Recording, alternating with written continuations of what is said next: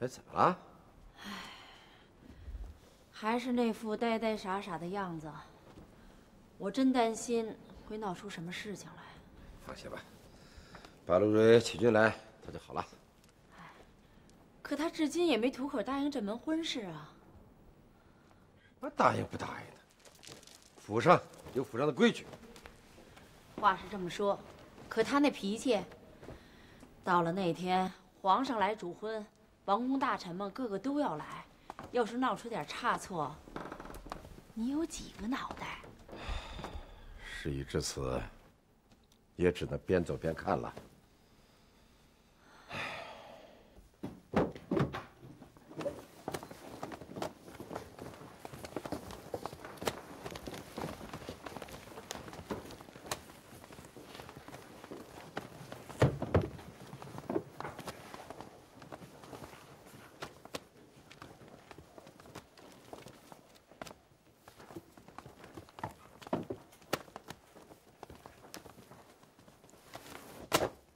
青哥儿，见过老祖宗。免了免了，都打点妥当了吗？嗯。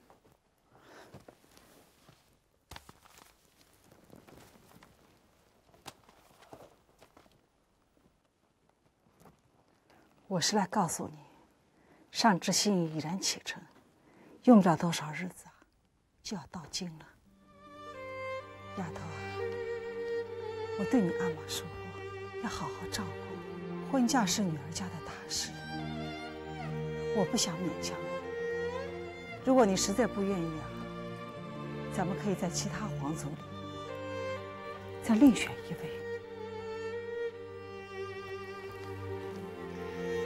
明珠家的婚事也挺顺当的，聘礼下了，帖子也都发了。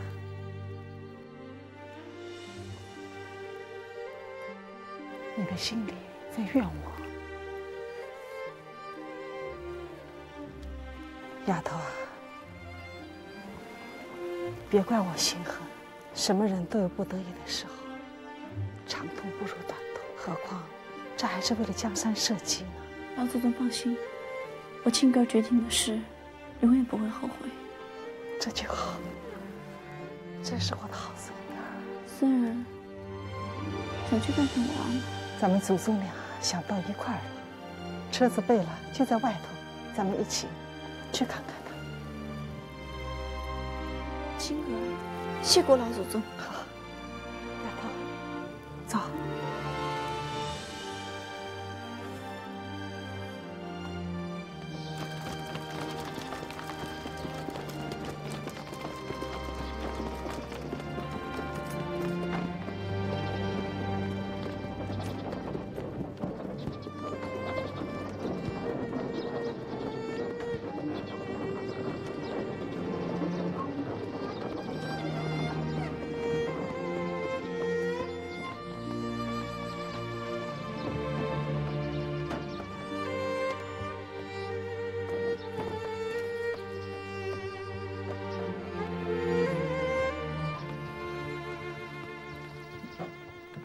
皇太后驾到！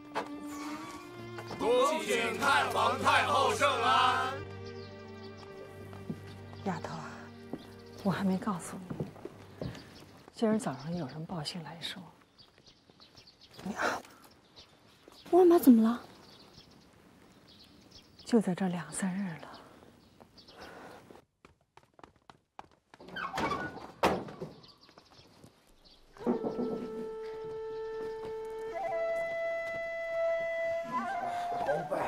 恭请太皇太后圣安！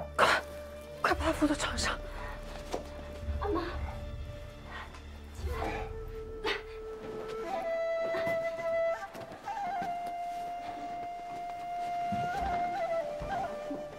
慢点儿。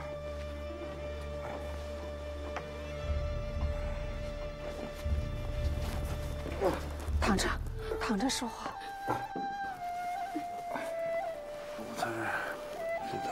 太皇太后要来，已然等了1个时辰了。我早就该来看你了，看了你的折子，我掉了眼泪。咱们大清能有今天，不就是因为有你鳌拜这样的耿耿忠臣吗？太后，不要说了，我鳌拜是受皇恩，做的还太少太少，幸个儿能替我为朝廷尽力，我正要谢他呢。不哭，不哭。鳌拜在临别之前，想看到的是你的笑脸。笑，还没笑。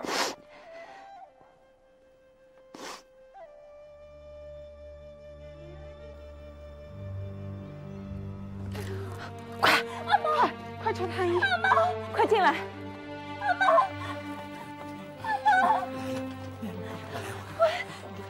怎么样了？回太皇太后，鳌拜大人已显危相，奴才无力回天了。黄家阳，你们是做什么的？赶紧给我下药，不给我儿救回来，我要你们的命！是。老祖宗，敖大人醒过来了。怎么样？回禀太皇太后，敖大人身体极为虚弱，又强撑病体接驾，致使病情加重，恐怕拖不了几个时辰。我再说一遍，如果不救活鳌拜，一律革上无礼。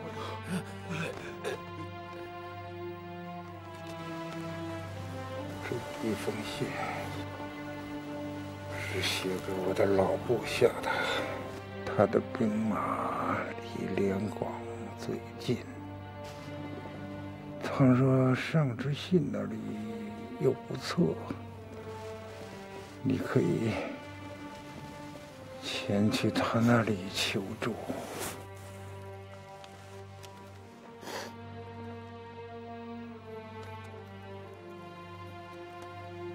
这把刀是阿玛的心爱之物，多年来从不离身。我现在保护不了你了，就让他代替我来保护你吧。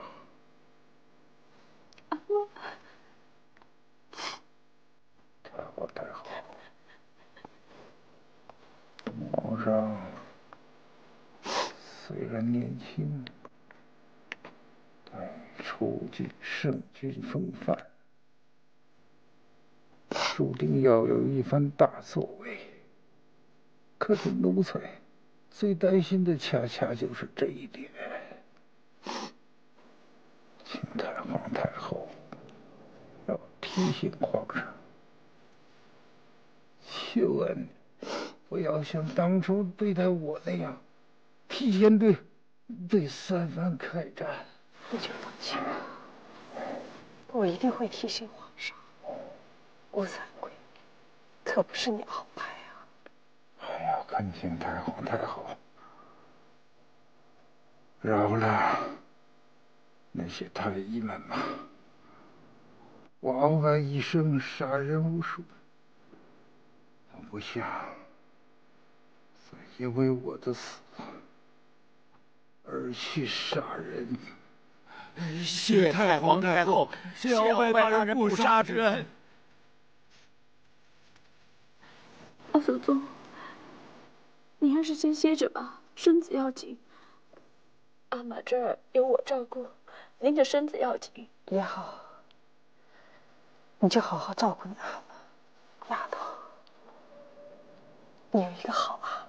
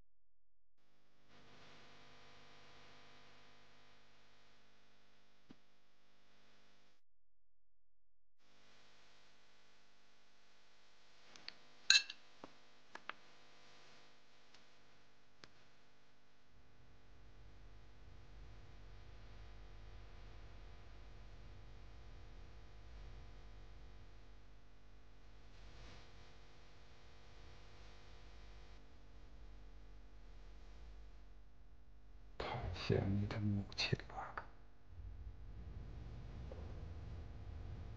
好吧，就要见到他了。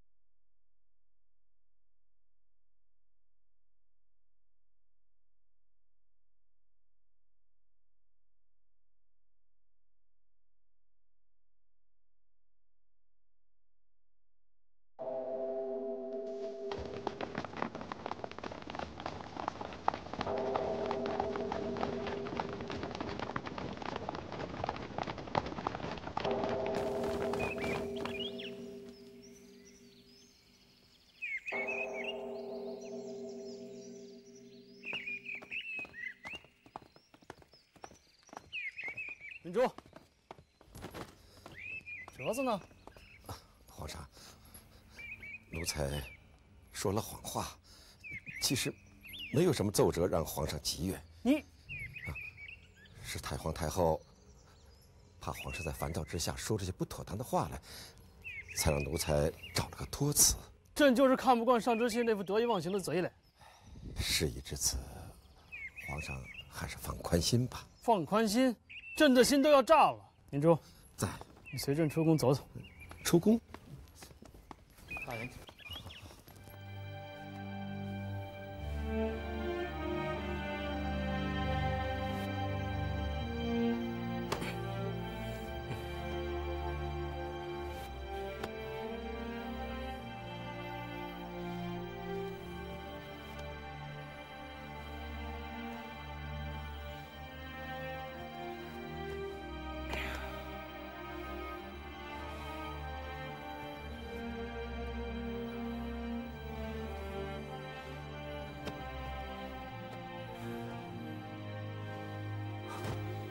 皇上，朕恨不得一脚把他给碾死。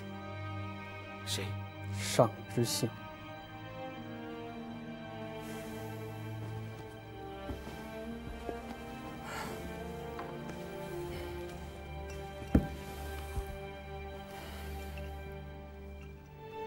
这件事没有转机了。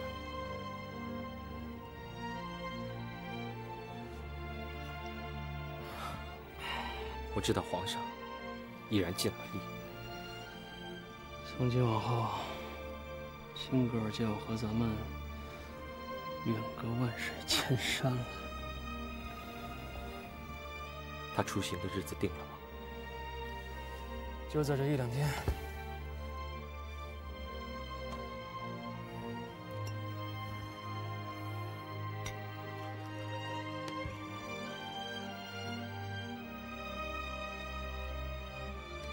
荣主，别让皇上再恨闷你了。你到外面去候着。这，好了，今天咱们要像上次夜里一样喝个痛快。朕喝，你也喝。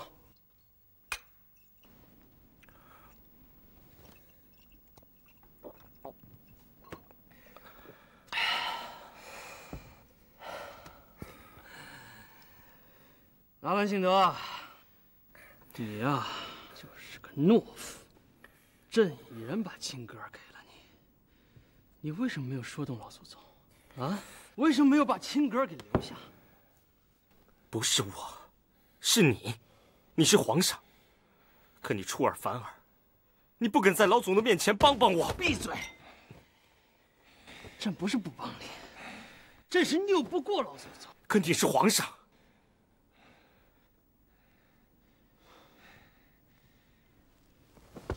对，朕怎么忘了？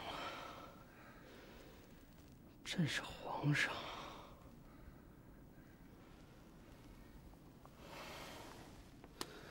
可朕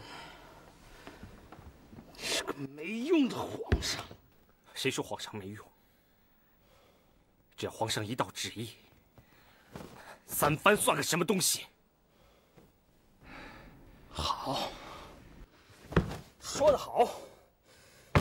等朕撤了三藩，就把亲哥儿给抢回来。对，抢回来，抢回来！干！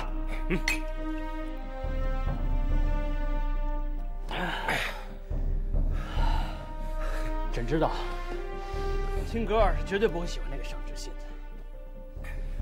朕就让他好好看看，这个尚知信是怎么在朕面前掉了脑袋。你说，亲哥儿会高兴朕把他抢回来吗？高兴，他10000个高兴。好，那朕这再赐给他一座宫殿，赐给他数不尽的绫罗绸缎，朕还要把他打扮得像天上下凡的仙女一样。亲哥儿，想要的不是这个。那他会喜欢什么？在天，愿为比翼鸟；在地，愿为连理枝。他想要的是一份心心相印的情愫。这份情愫早就在朕的心里。不，在奴才的心里。在朕的心里。在奴才的心里。好，等朕把他从三藩抢回来，你若是再敢争，你说什么？我说争，争！只要纳兰不死，就一定和皇上争到底。你敢？朕就杀了你！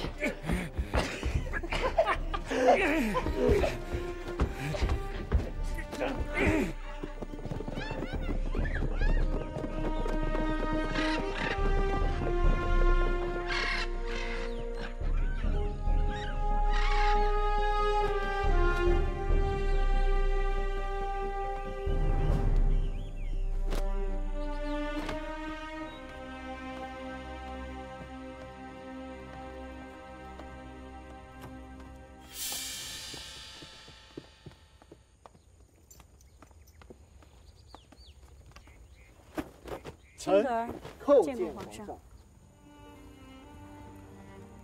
起来，谢皇上。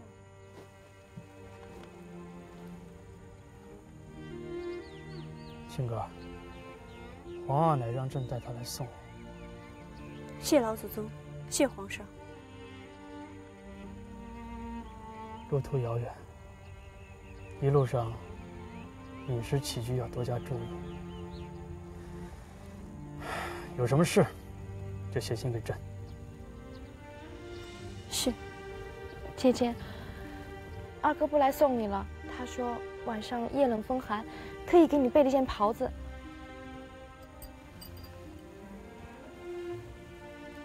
代我谢过二阿哥。姐姐要保重。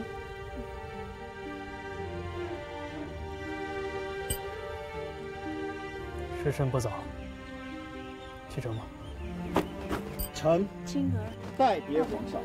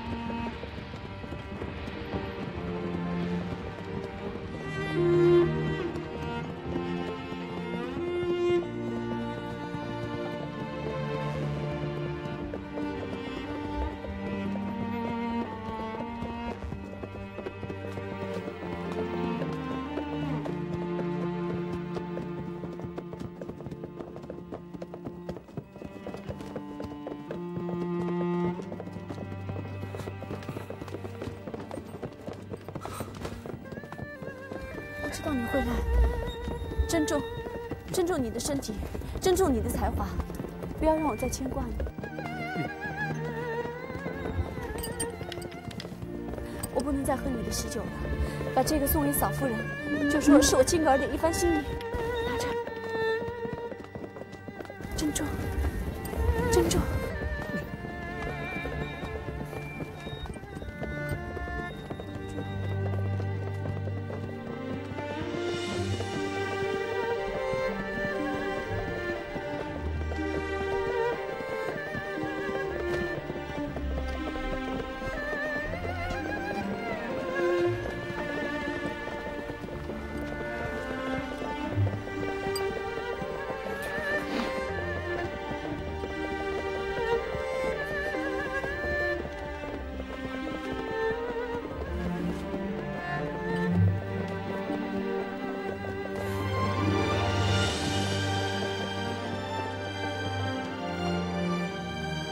主子，青格尔哥哥已然登城了。皇上去了吗？去了，还没回来。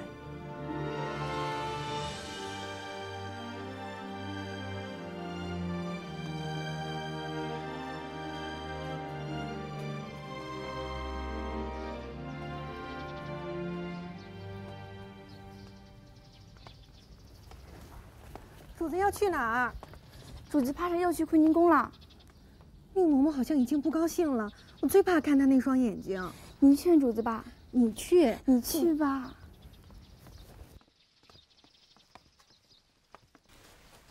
主子去花园吧，那儿的花开的可好了。主子别去坤宁宫了，上次明珠大人来不是劝主子。闭嘴！主子去哪儿也要你们来管吗？奴婢只是怕。 小阿哥没有了，去看看陈虎，我这心里就畅快。你们要是谁再敢拦我，就到一边张嘴去。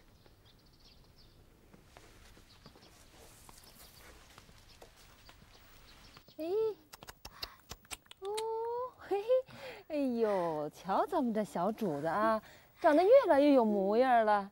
您看这眼睛和这嘴，长得多像皇上啊！哟，主子。 惠贵妃好像又来了，我得拦住她。别，她这一天2趟的往咱这坤宁宫里跑，说不定要打什么主意呢。她是喜欢陈户。我的主子，您得留点心眼儿，她这是妒忌，说不定哪天发了狠呢。不行，我一定不能让她这样。奴才叩见贵妃娘娘。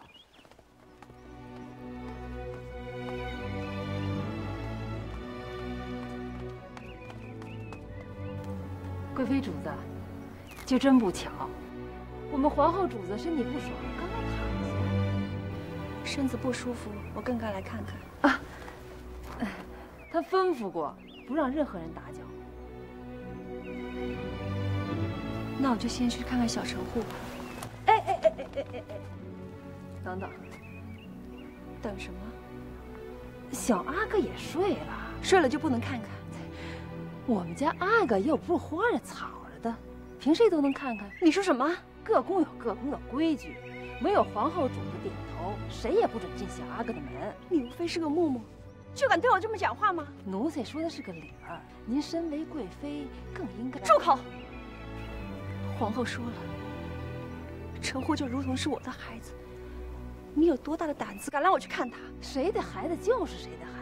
奴才在这坤宁宫里当差，就不能坏了这坤宁宫的规矩。主子先回吧，跪下！你反了吗？主子先回去，等皇后起来，只要皇后主子一句话，我就跪到储秀宫，听命主子发落。主子打吧，别伤了您的手。你们都死了吧！快拦住他！你们，贵妃主子，请回去吧。 好，我现在就去请皇上，请皇上来看看这坤宁宫的奴才有多大的胆子。惠妹妹，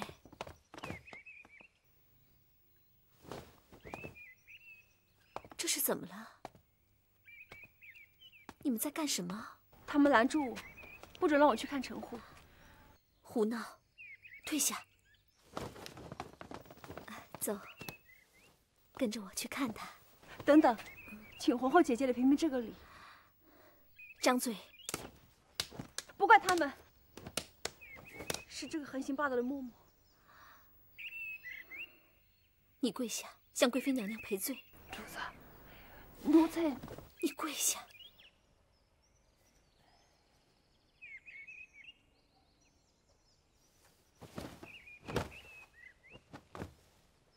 奴才向贵妃娘娘赔罪。好了好了，我的好妹妹，快到里面去坐着去啊！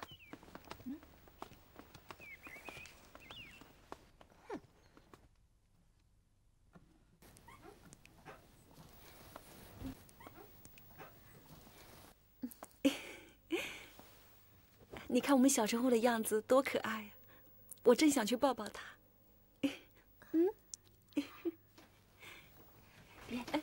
别惊动他。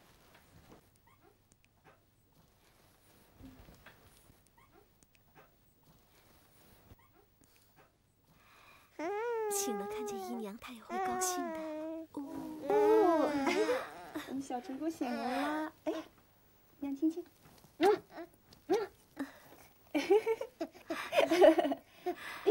哦，陈户不哭不哭不，哎呀，小宝贝儿不哭了啊！不哭不哭，不许再哭了。快把他给接过来。哎呀，你看我们的小陈户啊，不哭不闹了。哎呀，你看他多开心。陈户，好好和姨娘玩啊，额娘去就回来啊。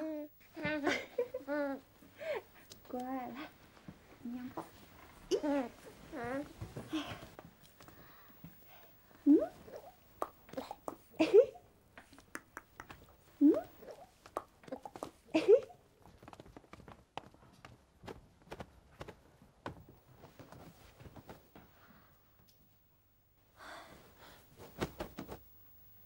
老奴让主子为难了，快起来。谢主子。你的确是让我为难了，我不忍心。老奴知道，主子是副菩萨心肠，可这惠贵妃天天往这儿跑，宫里边已经有闲话了。什么闲话？说，不知道为什么主子这么纵着惠贵妃。我真后悔当初没有拦住叔叔。这不是后悔的事儿，我只想补偿他。不就是抱抱孩子吗？就随了他的意吧。啊！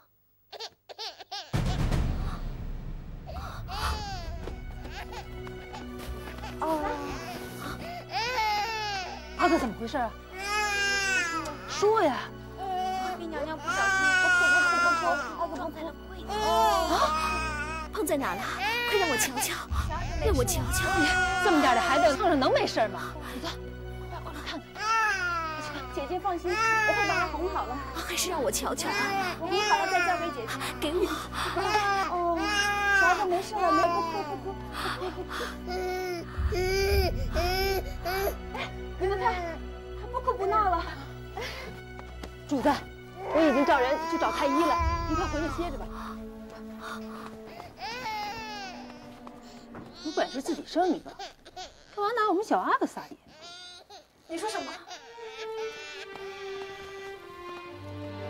主子是疼小阿哥，又不是故意的，有这身不是，真不值得。主子别生气，咱们回去吧。我要去见主子，我要去跟皇后说清楚。别去啊，主子！我爱小阿哥有什么错吗？我要去跟他评评这个理。主子，主子，你不要去！主子，启禀娘娘，有客来，请娘娘速速回宫。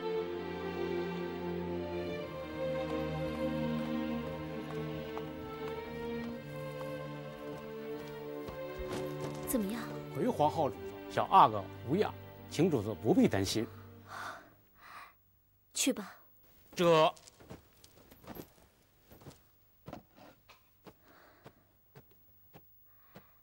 惠贵妃回去了吗？回去了，说是蜀绣宫里来了客人。我刚才光顾了小阿哥，怕是让他误会了。哎呀，他误会就让他误会去吧，他不来呀，我们的小阿哥还得份清静。我不想再听你这样说话。是，可是有一句话老奴一定要说。你以为今天这事儿，惠贵妃是无意的？自然是无意。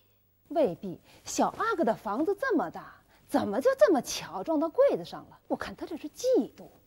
再这么下去，还不知道会闹出什么事儿来呢。主子，您可得多加点小心。这话我不信。我河蛇里阅人无数，惠贵妃不是那样的人。我看主子的好心呐，未必有好报。善心没有好报，难道恶心就有好报吗？嬷嬷在宫里这么多年，该懂得上下尊卑和规矩。若是以后再这样对待惠贵妃，我可也很难答应你。是，老奴记下了。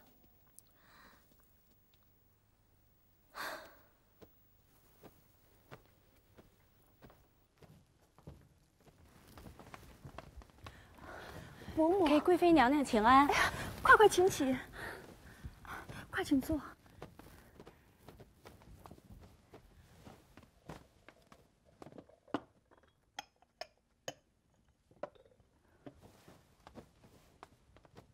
你这是怎么了？是谁欺负贵妃娘娘了？主子疼爱小阿哥，不小心碰了小阿哥的头，伤着了？没有，连红也没红。可是皇后娘娘和那个宁嬷嬷不依不饶，岂有此理！连伤都没有伤到，有什么大不了的？不过，娘娘要听伯母一句劝，以后坤宁宫要少去，凭什么要看他们的脸色？也是我不好。你有什么不好？心里有鬼的是他们。伯母说什么？哦，你伯父不让我再提起此事，可是我这心里就是咽不下这口气。什么事啊？娘娘想想，咱们的小阿哥夭折的时候，皇上是怎么对娘娘说的？是我身子虚，那位太医下药，又过了量。这不是表兄亲自去查证的吗？难道还有什么别的隐情？伯母，你快告诉我！娘娘就不必问了。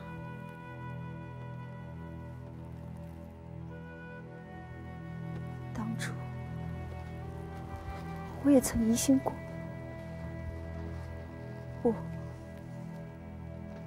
不可能是皇后。索家不只是她一个人。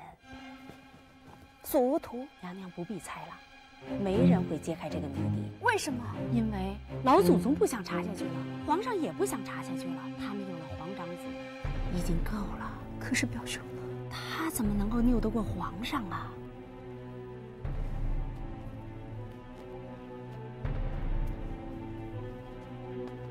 你不必想了，事情已经过去了。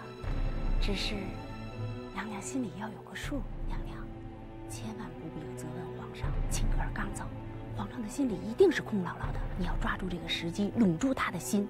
咱们要有自己的小阿哥，坤宁宫也要少去。他们这些人，什么事情都做得出来。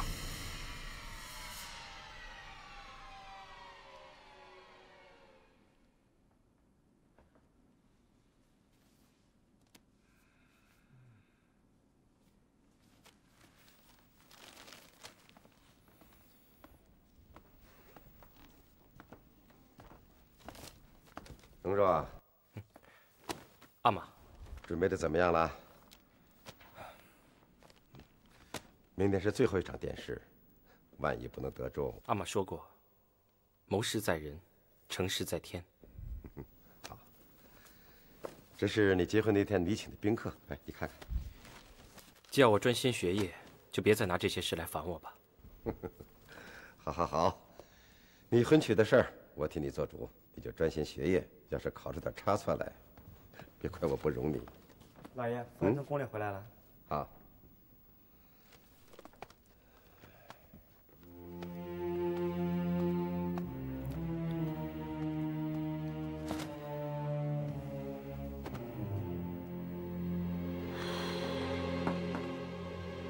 真担心慧儿这副样子，她太没心机。哎，你没有跟她讲不该讲的话吧？没有，当然没有。忘掉丧子之痛，需要点时日啊，慢慢就会好起来的。哎，皇上最近常到他宫里去吗？我问过了，他不肯讲。这是最要紧的。丢掉小阿哥，并不最重要，可丢掉了皇上的宠爱，可就永远没有出头之日了。这话我已经嘱咐过了。哎，明天殿试，你去为容若做些准备。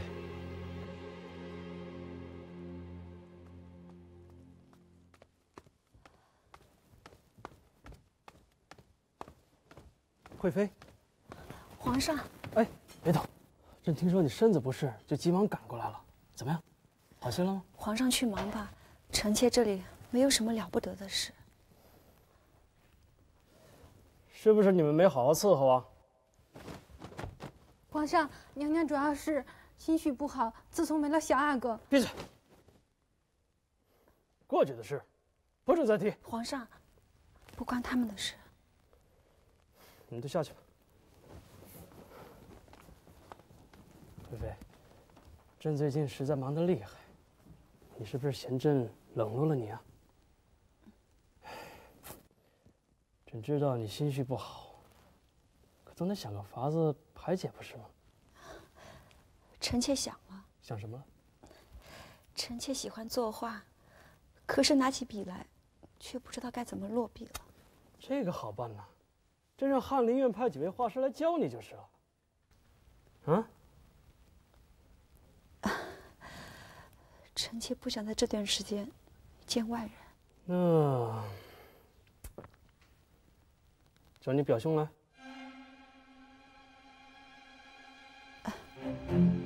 好是好，可是我怕皇上。朕可不是小肚鸡肠的人。杨九公，奴才在。去，传纳兰信德进宫。这。招他进宫？难道又出了什么事情？明天就是殿试了，可别闹出什么枝节来。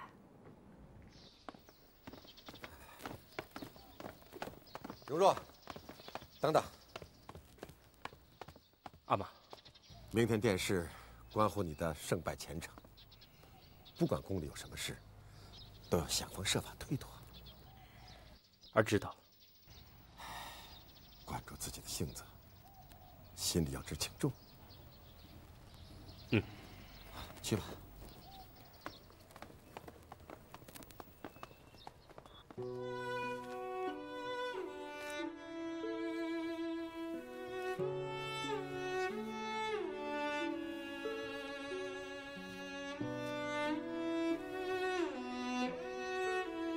不错，着实不错。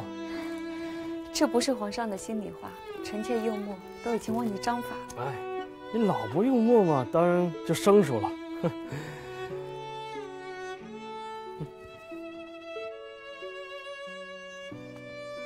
惠嫔，朕该去给皇阿奶请安了。你先自己画着，你表兄也该来了。嗯。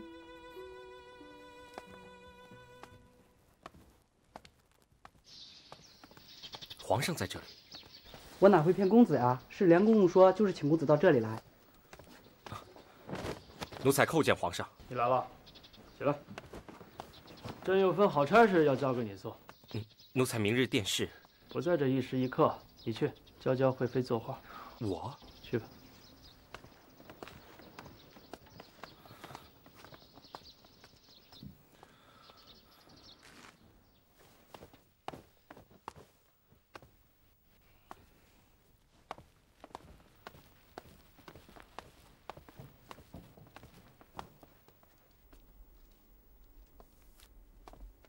奴才叩见贵妃娘娘。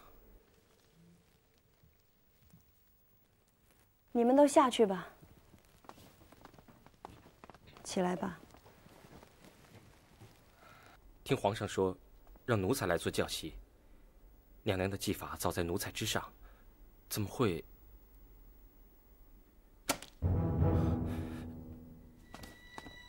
出了什么事情吗？把真情告诉我。真情？娘娘指的是什么？我指的是什么？你应该知道。娘娘这话从何说起？是谁杀死了我腹中的孩子？我在问你，是谁害死了我的孩子？是那个王太医下药不慎，加之主子的身体过度虚弱，才没有保住小阿哥。这就是你复职查看的结果。表兄，且不说我们两小无猜两情相悦，就算只是君子之交，你也不该这样骗我，这样和别人一起欺负我。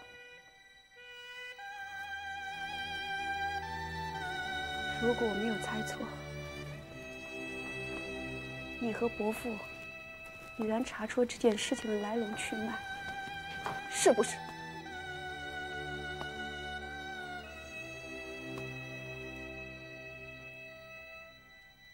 是索额图和皇后害死了我的孩子，是不是？是老祖宗和皇上不让你把真情告诉我，是不是？娘娘千万不要道听途说。娘娘，求求表兄，我的孩子不能白死，我要知道究竟是谁杀死了他，我要为我的儿子洗雪冤枉。你不要难过，小阿哥的死的确是个意外，这不关别人的事。你不要这样折磨自己。你还是那个爱我疼我的表兄吗？真没想到，我当初怎么会错开了你？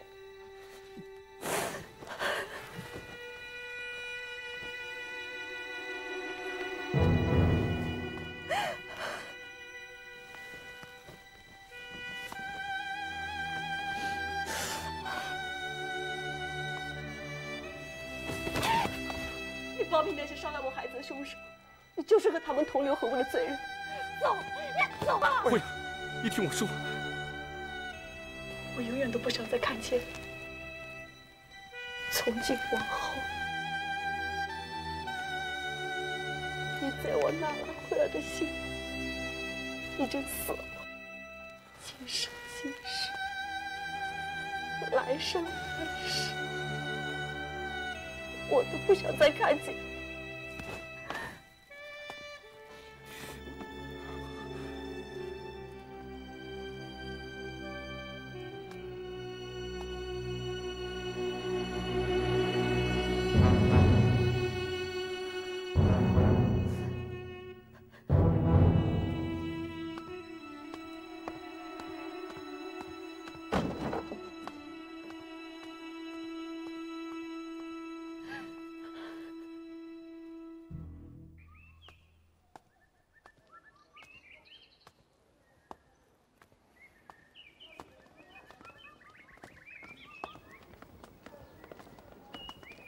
公子，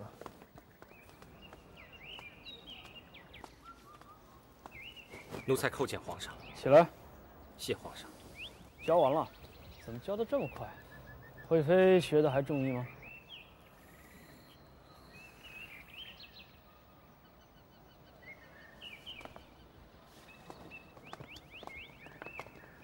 纳兰，你怎么像霜打了一样？怎么回事？看来，你还是没有管住你的心。不，皇上猜错了。奴才不但管住了自己的心，还管住了自己的口。这话怎么讲？皇上不必再问。奴才没有半点愧对皇上。你有什么事瞒着朕？惠贵妃追问小阿哥夭折的原因，她责备奴才没有查清楚，责备奴才不能为他的小阿哥报仇。启禀皇上，广州密函。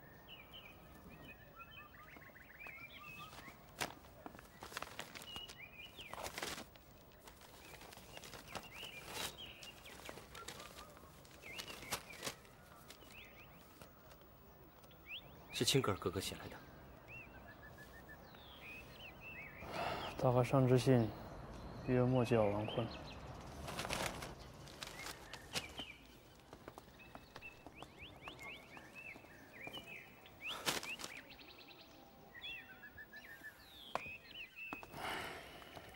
这时常夜不能寐，不止一次地问自己：这天子做的像什么？连自己最心爱的女人都要拱手相让，连皇子夭折都不能查到底。朕真的怀疑，自己还能不能担得起大清国的这份江山。皇上不要这样想。自皇上主政到今天，朝廷上下有目共睹。共睹什么？共睹朕的无能吗？皇上朝纲独断，为先帝立下了神功圣德碑，平息了班布尔善阴谋掀起的叛乱，整肃了吏治，赈济了灾民。这一桩桩，一件件，碑文是你冒死起草的。平息班布尔善的叛乱是青格尔说服了福全，整肃吏政只是个开始。至于朝纲独断，索额图和你阿玛已然把大权一分为二，朕能做的唯一就是平衡他们。朕心中的抱负，哼，还只能存在朕的心里。事缓则圆，奴才坚信皇上的抱负，早晚有实现的一天。不等了，朕不能再等了。皇上说的是什么？平藩。平藩？朕做了10年二皇帝，再让朕忍10年，朕就要疯了。不，皇上不能这么想。现在绝不是动手的时候。从现在的情形看，只要安抚得当，三藩还不会造反。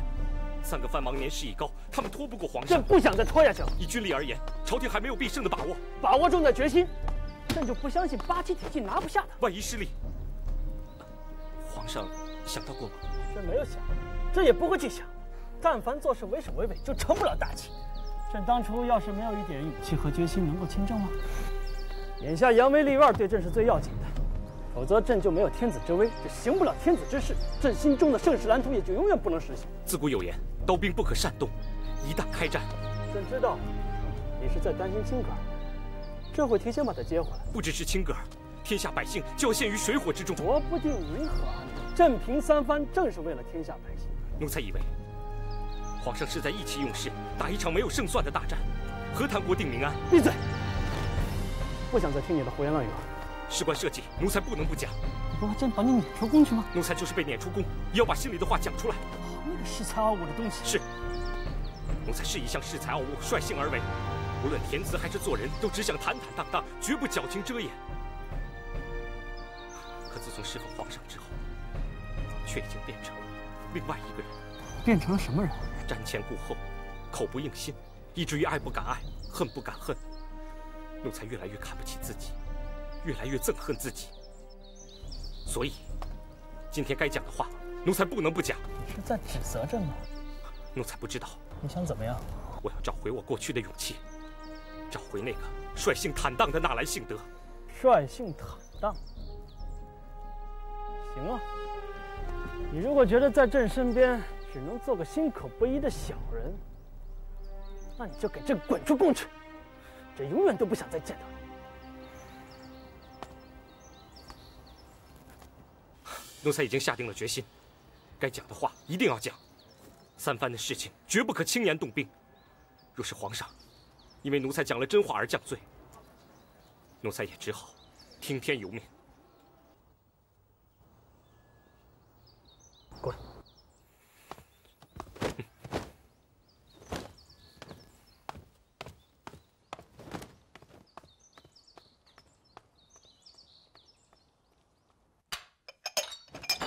朕要的是清肝去火的明前场，你没长耳朵吗？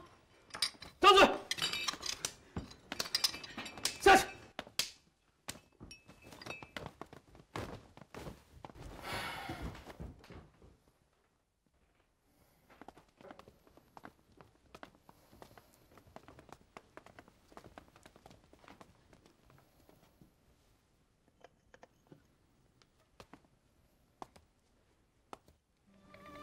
皇上，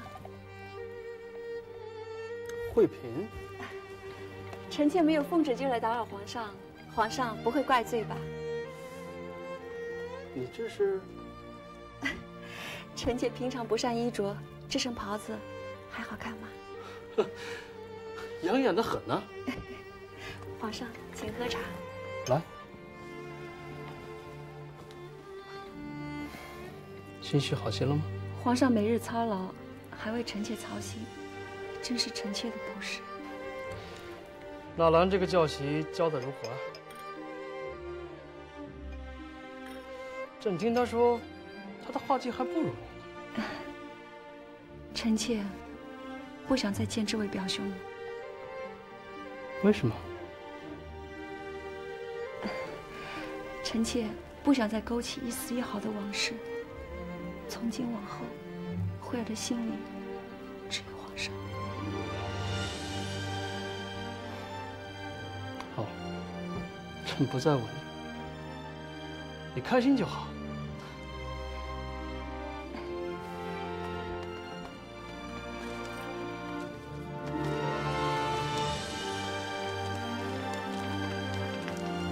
这是什么？这是臣妾画的，送给皇上。哦，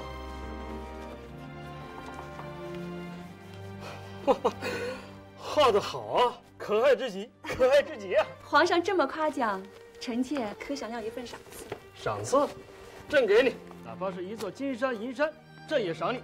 你说，臣妾给了皇上一个小阿福，皇上也要给臣妾一个小阿哥。朕答应。朕答应。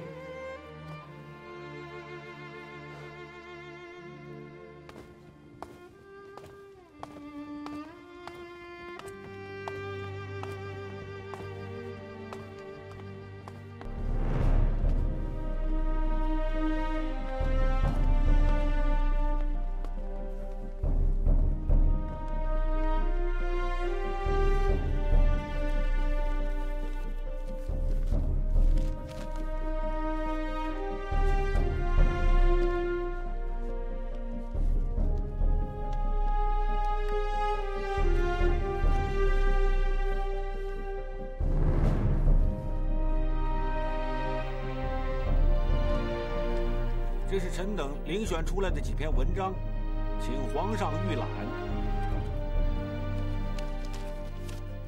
哪份最优啊？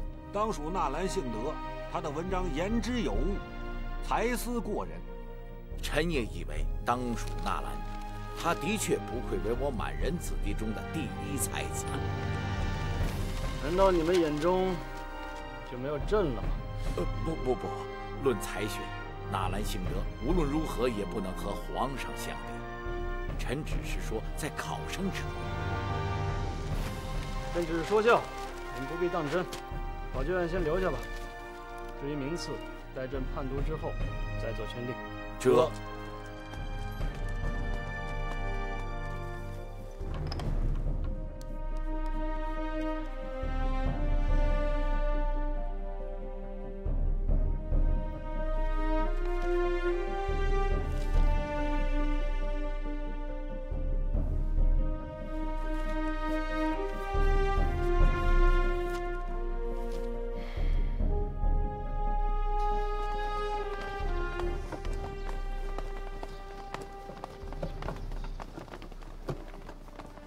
老爷，公子今儿个金榜题名，明儿个娶妻成婚，这回咱们府上可是双喜临门啦！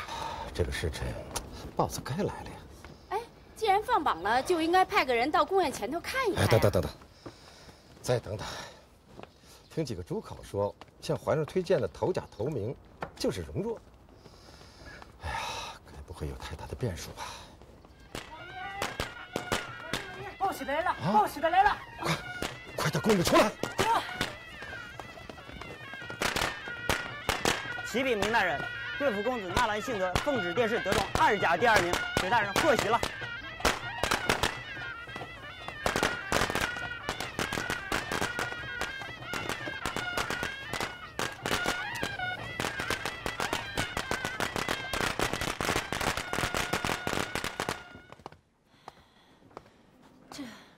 这是怎么回事儿？怎么只中了2甲第2名？非战之罪哟！什么非战之罪？不是容若的文章不好，而是皇上你是说，皇上有意压下了他？祸根还在他的性子上。皇上是在杀他的锐气，是不要让他再张扬。什么杀不杀锐气？整天提心算肝的，这功名不要也罢。我担心的是明天的婚事，这宾客也请了，帖子也发了，可他直到现在也没点个头。哎，你。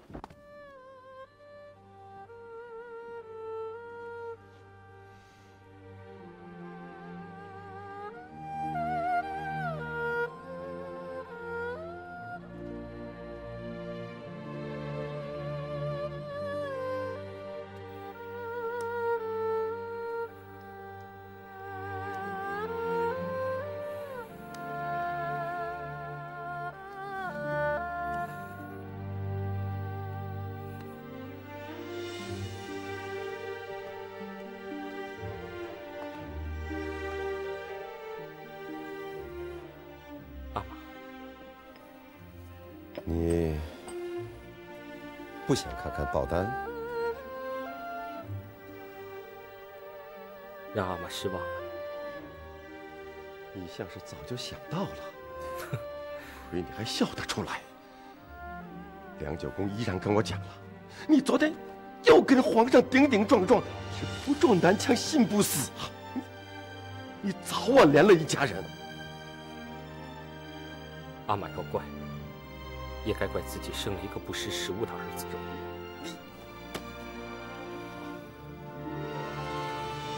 明天的婚事，你到底怎么打算？还能怎么打算？一切都听阿玛的安排。当真？而不想再因为自己的事，让别人牵肠挂肚了。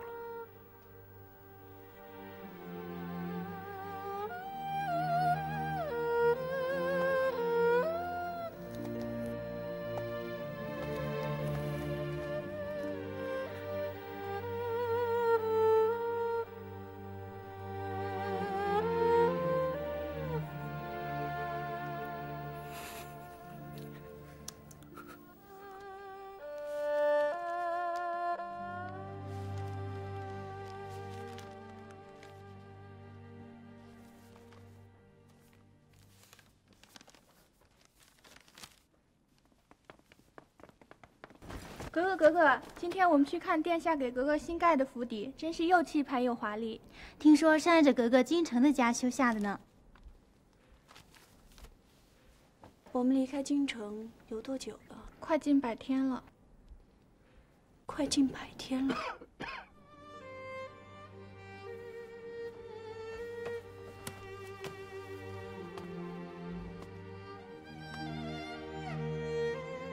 那是谁？像是殿下。你们去看一看。是。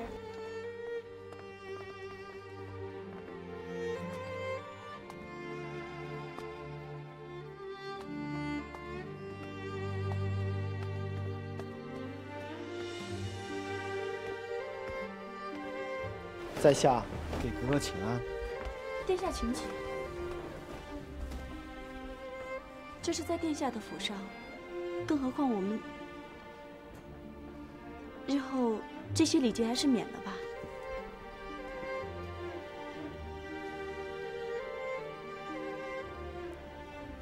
殿下，刚才为什么不进来？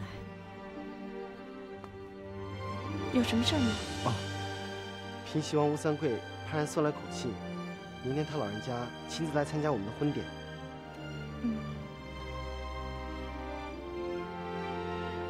殿下为何欲言又止？自从京城回来之后，有件事，在下心中一直不安，几次想问格格，却难以开口。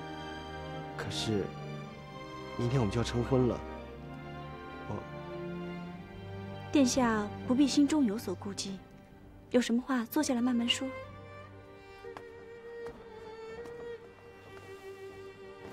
殿下坐。我听说，皇上很喜欢格格。老祖宗不是说了吗？皇上很疼我，他现在是我的皇哥哥。在下知道，不是这样。那是怎样？我争取了皇上的心上人，这不仅是不忠，而且是天大的祸事。那你当初怎么不回了这门亲事？在下不敢，而且我自见了格格后，就再也不想跟格格分开了。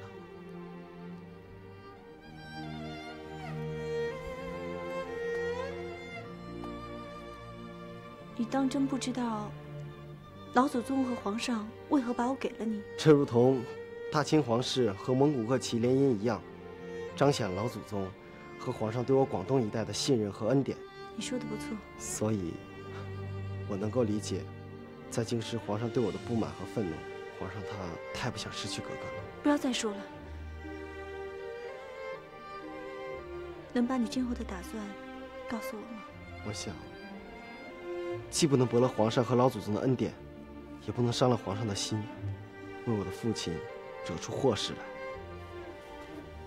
会有这样两全的方法吗？如果格格答应，成婚后，我暂且不住到格格府上来。你是想看一看皇上会不会怪罪？在下恨不能现在就日日夜夜守在格格身边，可是家父年事已高，一番的重担都压在了我的肩上，我的确是万般无奈。我答应你。皇上对三藩的担心，我心知肚明。我可以向格格保证，就是为了格格，我也会永远忠于朝廷。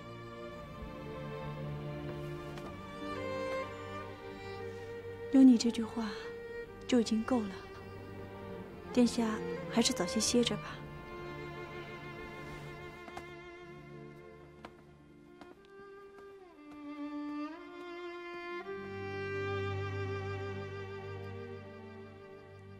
皇上，臣妾昨天晚上做了一个梦。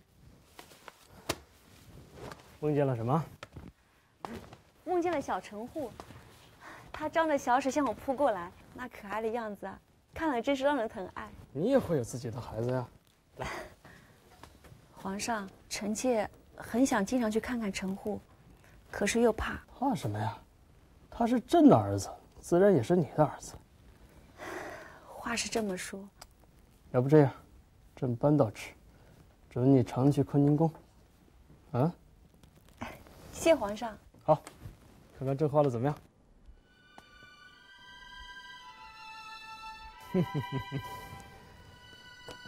皇乃让朕今天听政以后，去趟冥府。去冥府？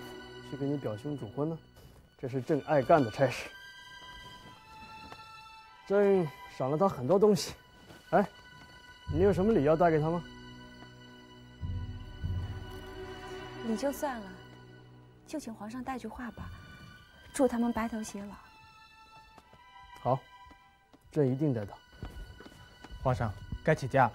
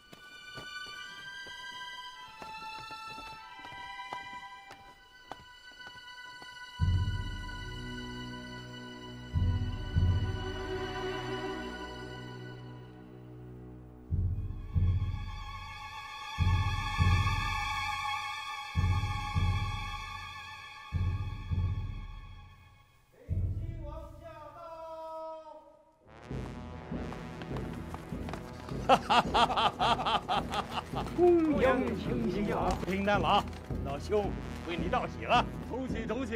恭迎请喜啊！哎，好，中台远道而来，小弟不胜荣幸啊！哎呀啊！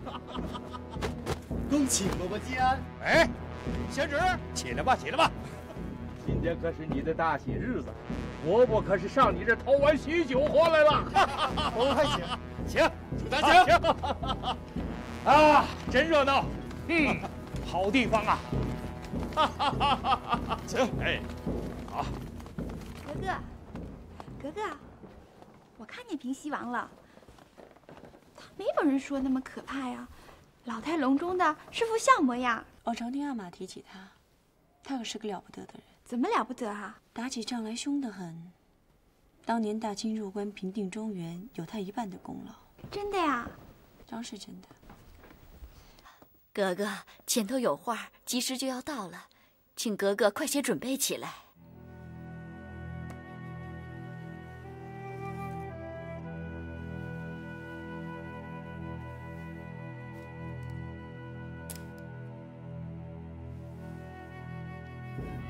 所图所大人，喜自如意一幅，和田碧珠4枚，景泰兰花瓶1个。哎呦，领主大人，大喜啦！哎呦，怎么敢劳动索大人呢？皇上都要来，我索图岂能不来呀？纳兰公子，了不得呀！洞房花烛夜，金榜题名时，这2条可都占全了。再加上太皇太后指婚，皇上主婚。这可是当朝第一荣耀之事啊！可喜可贺，可喜可贺呀！请索大人到厅内用茶。哎，皇上来了。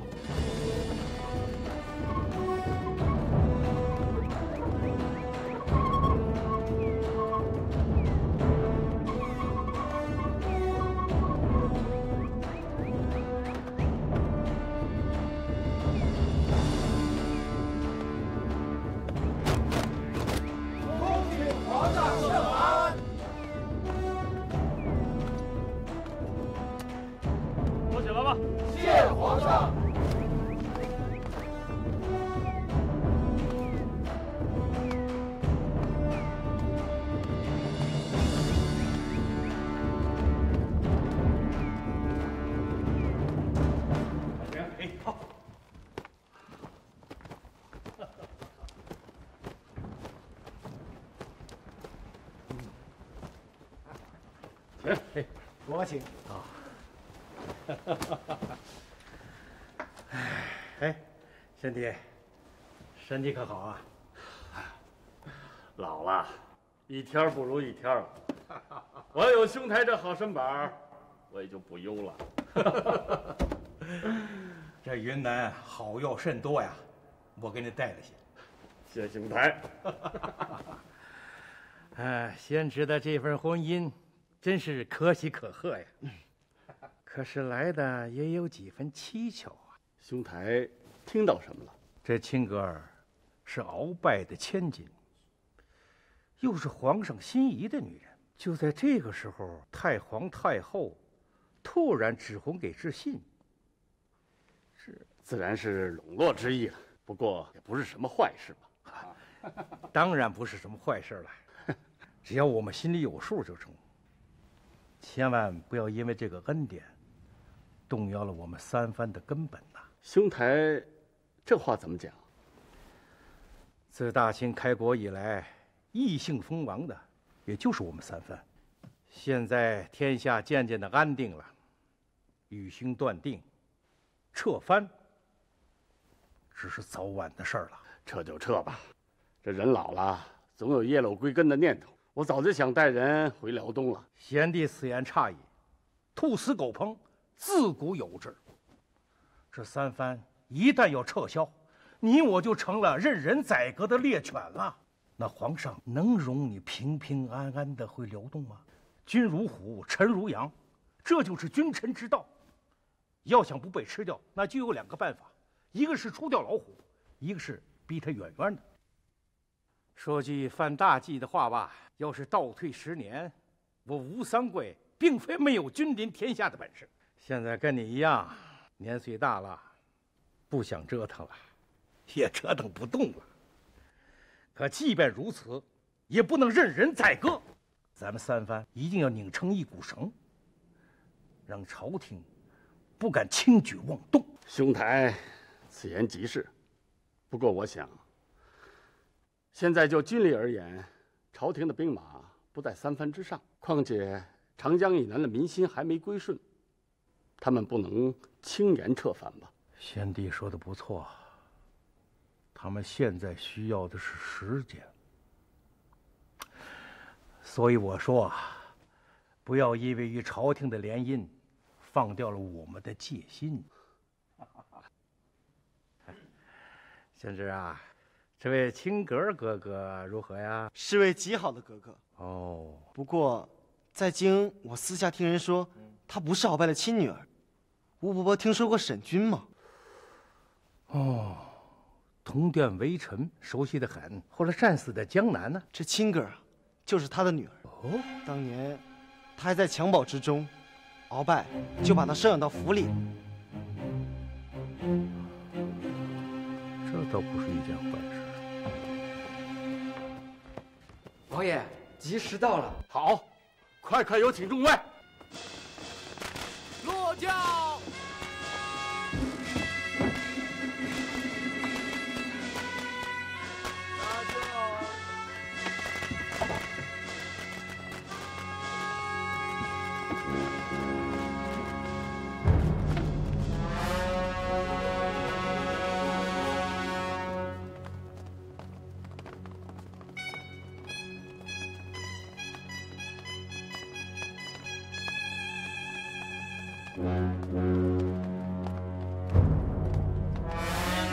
皇上请安。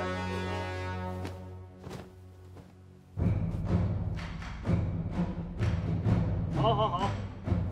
拜堂吉时到，一拜天地，跪。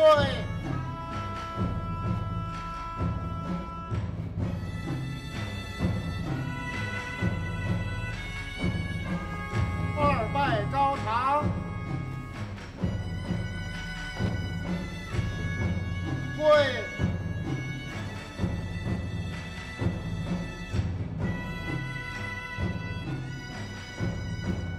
夫妻对拜，跪。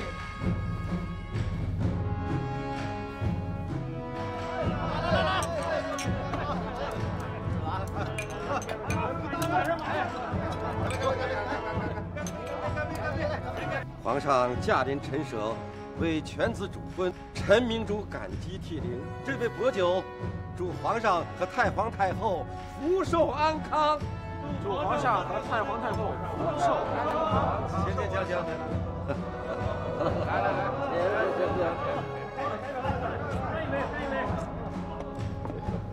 兄台，皇上还有份厚礼要赏给你呢。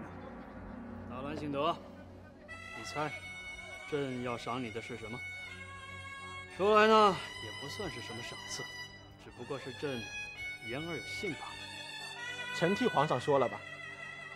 纳兰公子，皇上念你一片忠心，才华过人。这次科考有金榜得中，逆封你为翰林院五品编修。五品编修啊，真是鱼跃龙门，连升3级啊！岂止连升3级，5品编修等同外放个知府啊！恭喜恭喜恭喜！臣谢皇上的恩典。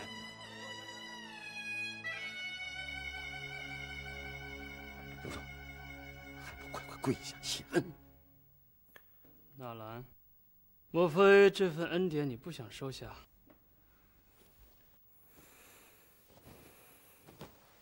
谢皇上。可奴才性情无羁，缺少历练，实在不宜为官，请皇上还是收回成命吧。李长，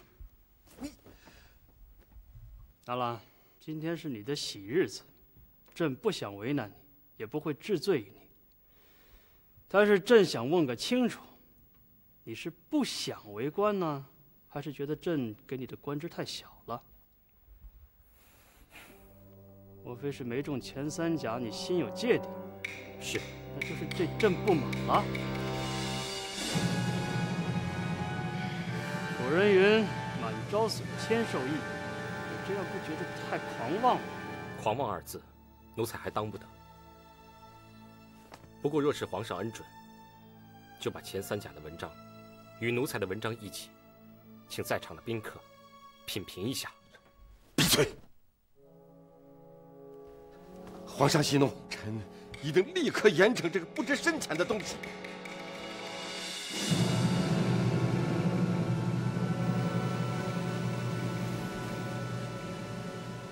怕了，朕知道他的性情，他没中前3甲，没有面子，心有怨气，也是情有可原。好了，既然你不想为官，朕也不勉强你，这个5品编修给你留着。朕还是那句话，朕把你当兄弟。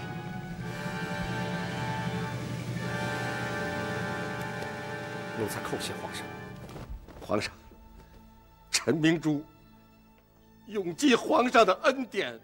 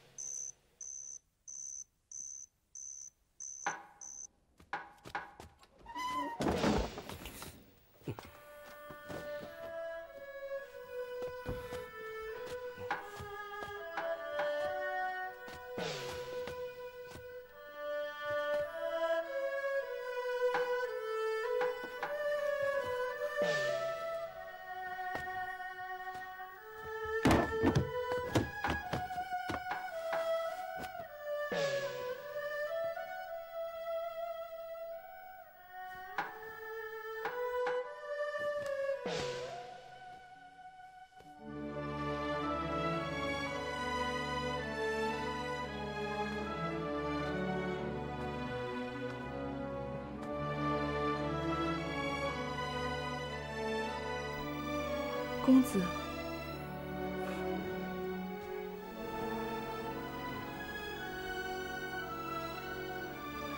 公子，到床上去睡吧。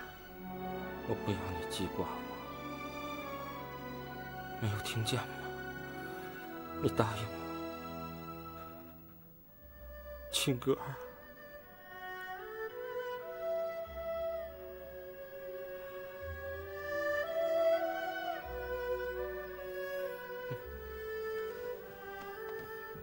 公子，地上凉，到床上去吧。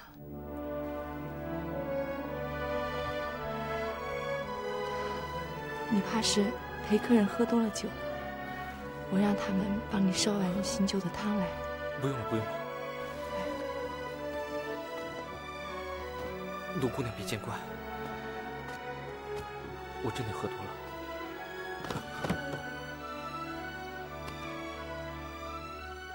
什么时辰了？交更了。公子去哪儿？你睡下吧，我还有篇没有写就的文章。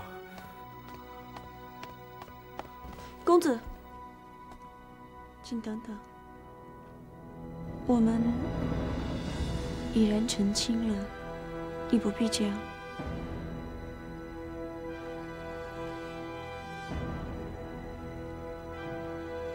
你以为这样，皇上就会相信你吗？我已然隐隐约约感觉到，日后必有变数。